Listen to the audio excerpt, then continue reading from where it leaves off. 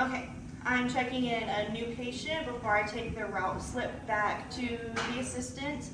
We need to make sure that all insurance is already verified and into their smart docs. We need to hand them the new patient forms, have them fill out three pages, consent and HIPAA. That needs to be in their account, in their smart doc before it goes back.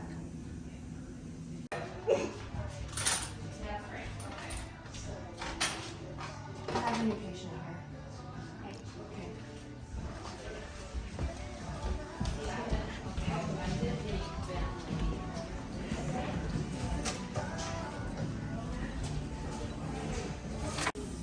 Okay. Okay, so as clinicians, we can inspect the routing sheets. In this instance here, if I'm in the clinic and I see that there's 3 routing sheets that are up here, I know that my patients are stacking up in the waiting room. So I can come and evaluate these routing sheets and figure out which one might be more important, okay? So let's say that this is an emergency that's number 2, and that it's gonna be something that's very quick. So I can just simply reorganize that, put that up to the front, and then the assistants will know that they need to be picking out the first one here, okay? All right, so I'm gonna pick up this route sheet. I'm gonna take a look at the appointment type. This appointment type is gonna be a new patient. So we're gonna come over into here and we're gonna grab the basic tray, because the basic tray is what we get from new patients, and then we're gonna take it to the room.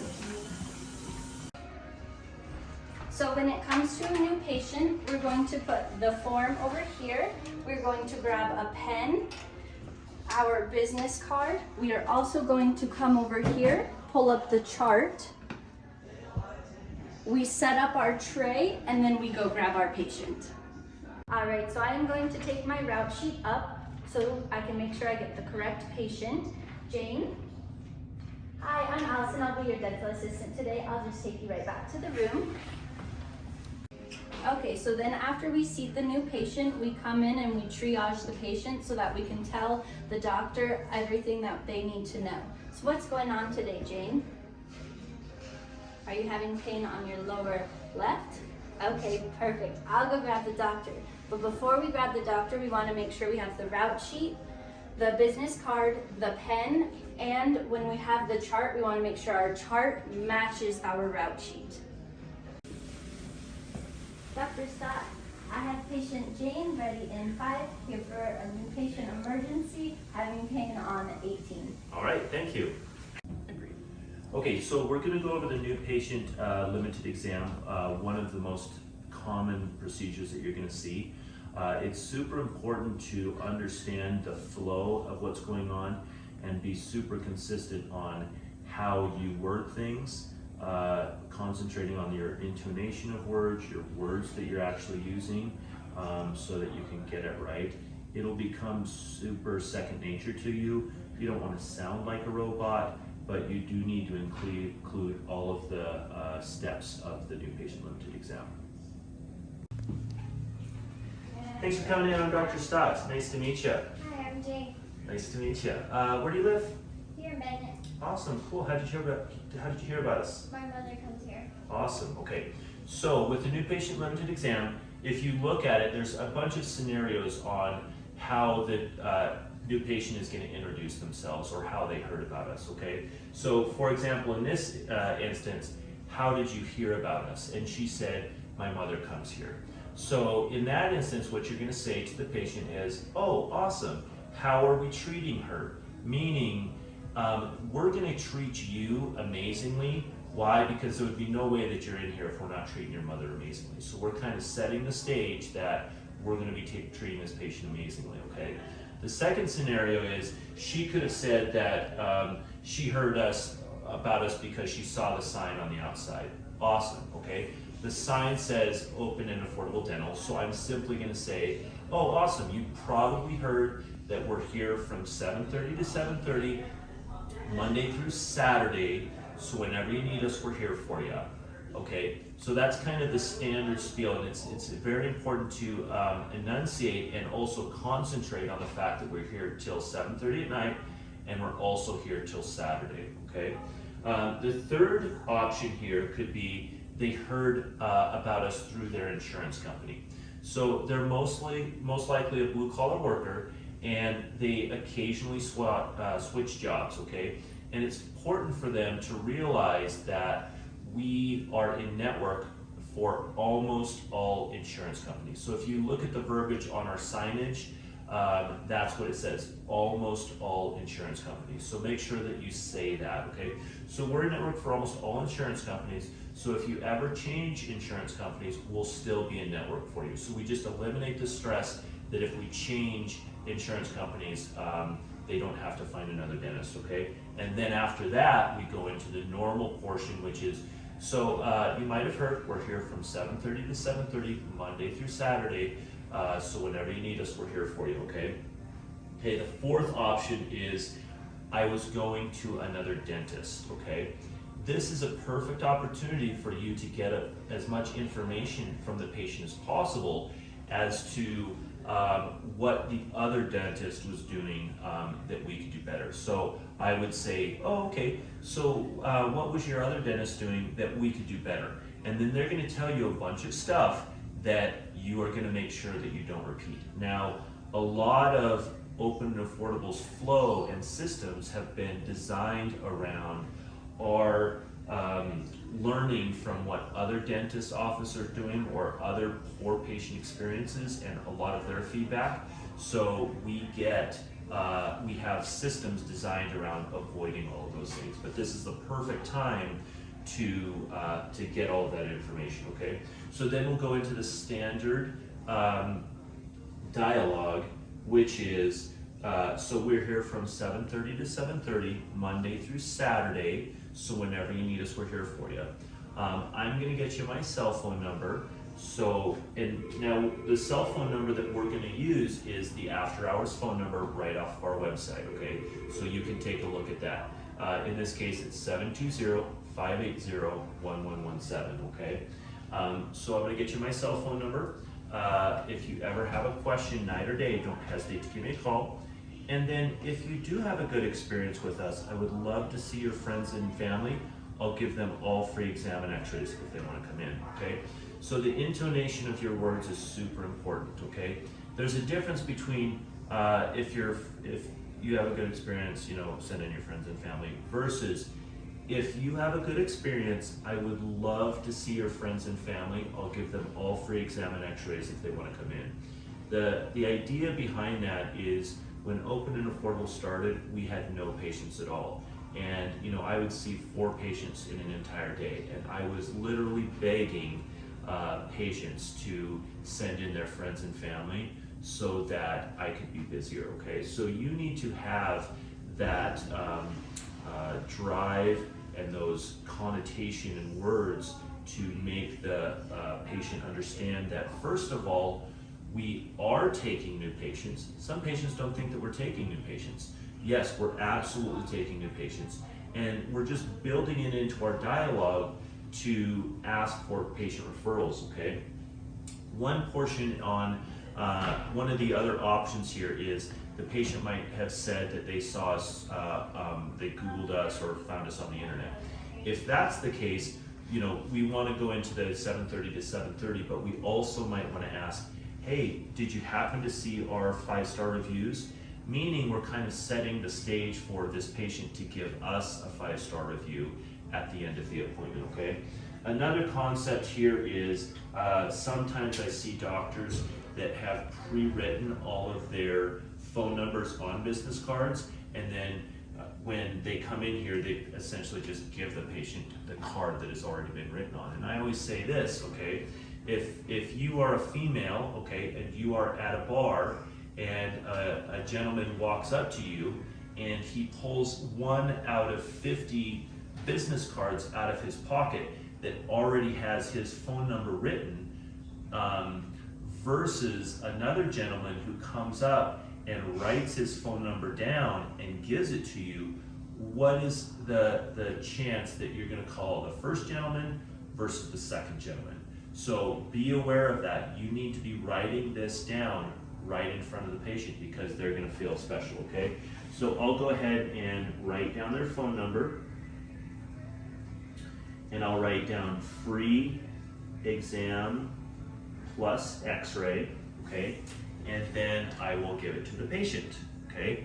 So at this point is when we're gonna ask the patient, so what's going on? I'm having a toothache on the bottom right. Okay, so really it doesn't matter a whole lot on what the patient says because we are going to always order a panoramic x-ray, okay?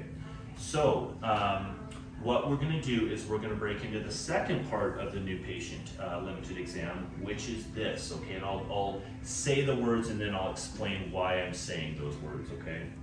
So what I'd like to do is we're gonna grab an x-ray that goes all the way around your head, okay? So why are we taking a panoramic x-ray instead of a bite wing or a P8? First of all, legal concerns. We need to be able to see their entire dentition, okay? Would you ever like a dentist that if you brought your mother in and she had a chip on number 9, they didn't take an x-ray, and then 2 weeks later she had an abscess on number 15 that they didn't get, okay? The other thing too is I can't count the number of times that I always wish, for insurance purposes, that I had a picture of the patient's entire dentition before I ever touched them, okay? I've had other instances where there was a foreign object underneath their gums that I saw on the pano. They got referred out, another doctor made them aware of it, and if I hadn't had that pano, they could have accused me of having that foreign object in there or causing that foreign object to be in their mouth. So we always take the panoramic x-ray, okay? And when I signal down the hallway to my assistants, if they're not around, I'll just go ahead and do this, which is the international sign for panoramic x-ray, okay? So what I'm gonna say to the patient is, so we're gonna take an x-ray, goes all the way around your head, and then we'll take a look under the covers to figure out what's going on. So what I'm saying is that me and the patient are gonna look together to figure out what's going on. This isn't gonna be a situation where the doctor is dictating what we're gonna do. No, we're coming up with a game plan together, okay? Then what we'll do is we'll come up with our game plan together as far as what we both want to do, okay? So again, we're coming up with our game plan with the patient. I'm not telling the patient what we're gonna do. The patient and I are gonna decide together what we wanna do. It's essentially like we're giving the patient a menu. Are we gonna do the root canal? Are we gonna do an extraction? As if we're in a restaurant. Are we gonna order the steak or are we gonna order the salad? It doesn't matter to me, but we're gonna both decide. Now, if the patient wants to do a filling, but really we need a root canal, that's why we both have to decide together, because what the patient wants and what is clinically possible might not coincide. So we're gonna come up with a game plan together, okay? So the fourth item is we're gonna go over prices of that game plan. We're not gonna be doing a $1,200 procedure and then the patient is surprised up at the front how much this procedure costs. The patient is gonna know what we're doing and the price. And in fact, when we go over our options, if we're gonna do a root canal or a fill or an extraction, the patient is gonna make the decision with the doctor, hey, I can't afford $600 for a root canal and I won't be able to afford the $400 for the crown, so we're just gonna have to do the $200 extraction. So it's very important that they know prices and that prices are built into the treatment plan, okay? And then finally, the fifth item is we're gonna say, we're gonna get you all fixed up. Why is that important? Because we've learned from patients that they go to a dentist office, the dentist office takes 1,000 x-rays, they come up with this $20,000 treatment plan, and then they never get anything done. And then they're rescheduled for the next couple of weeks. Does the patient really want to come back for $20,000 when they really only had a chip on number 9? So it's very important that we address the chief complaint, okay? We want to make this appointment as short as possible. We want to get them out of the office as quickly as possible with their chief complaint addressed, okay? Think about all of their previous dental experiences where they were told they need all of this work and they got rescheduled and they had to sit in the office for 4 hours. In our instance, we're telling them what the prices are, we're addressing just their chief complaint, and then we are getting them scheduled back for hygiene, okay? In fact, if patients want to have kind of like a comprehensive oral, they're like, hey, do you think you can look at some other teeth? I usually say, let's go ahead and get this one tooth fixed. We'll get you back with our hygienist, and then we'll do a full exam. We'll take some additional x-rays, and we'll get every single tooth looked at that point. Again, that also makes us, a little bit of money in that we're breaking up the panel from the bite wings, and so our insurance company isn't going to down-code that to an FMX. So let's just review what we're going to say after we are talking about our office. Okay, so what's going on? They explain to us, and then what I'll say is, so let's go ahead and take an X-ray. It goes all the way around your head. Okay, number one. We'll take a look under the covers to figure out what's going on together. We'll come up with a game plan together as far as what we both want to do. We'll go over prices of that game plan, and then we'll get you all fixed up, okay? So not memorize, but have it very ingrained in your head, this entire new patient flow, so that you can come in and make it sound completely natural. So at the end of this dialogue, I'm going to just tell the assistant, go ahead and get the pano, and then what I like to do is just a pat on the back of the patient's shoulder, which to me is an expression of empathy and kind of an emotional connection with the patient that says, hey, I'm here for you, I will take care of you, let's get this figured out, and let's do it in a comfortable manner. So. Okay, so after you take your pano, you're gonna take your patient back to the room. We're gonna sit them in their chair. We bib them. We pull up the pano. And after we pull up the pano, then we go grab the doctor and we let them know that the pano is ready. Okay, so as soon as the pano is up, obviously we're gonna come in and diagnose what's going on, okay? And obviously there's a couple of scenarios what happens here. But usually what you're going to do is you're going to go over prices with the patient, figure out what you're going to do, and then your next step is to anesthetize the patient, okay? You want to get that going right away. Now, when you anesthetize the patient, obviously the first thing that you're going to always want to do before you put any type of drug inside of a patient is ask them what their medical history is, okay? You need a verbal confirmation that they aren't pregnant, they don't have any heart conditions, and they aren't on any blood thinners, depending on what procedure you're going to do. If you're going to be doing a little occlusal, it's not the biggest deal in the world if they're on blood thinners. But obviously you want to have that in your brain so that in the future you kind of know what's going on. And you're going to verify that with what is going on in EagleSoft, okay? So you'll anesthetize the patient, okay? You're going to use progressive anesthetic technique to control how quickly you're going to come in here and do the procedure. So if I have no one else in the office, I might give her a half a carpule of anesthetic, okay? If I have 7 other patients in the office, okay, I might give her 2 drops of anesthetic under the mucosa so that it gives me time, and when I come back into her, she doesn't feel like she's completely numb, AKA it gives me more time for more breakout points, okay? So I'm gonna anesthetize the patient, and then one of the most important things that you do in dentistry, which is, I call this administration, administration, administration, okay? So you're gonna go to EagleSoft, you're going to walk out the procedure, you're going to make sure that everything looks perfect as far as the insurance, as far as their benefits. You're going to make sure that you use exploding codes to make sure that every procedure that can be walked out is walked out. You're also going to check in SmartDoc. And like one doctor said, you need to live in SmartDoc. You need to understand, does what's in EagleSoft coincide with what's in SmartDoc, okay? EagleSoft is only as good as what your front office has put in there. And so you can't really trust everyone blindly. So go into SmartDoc and make sure that that coincides with EagleSoft, okay? You need to make sure that your lab slip is done, okay? So you need to get all of this administration done before you pick up an instrument. Again, no picking up an instrument until all admin is done, okay? Your overriding question at this point is, how am I going to get paid for what I'm doing today, okay?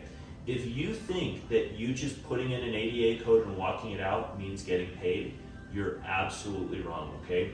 There's about a 99.9% chance that you are not gonna get paid unless you do everything 100% accurately. So again, admin, admin, admin, and do not touch an instrument until that admin is completed, okay? You wanna also get it to the point where as soon as this procedure is done, you can walk out of here and deliver the routing sheet to the front, and the patient can just go right out to the front, pay, and get out of here.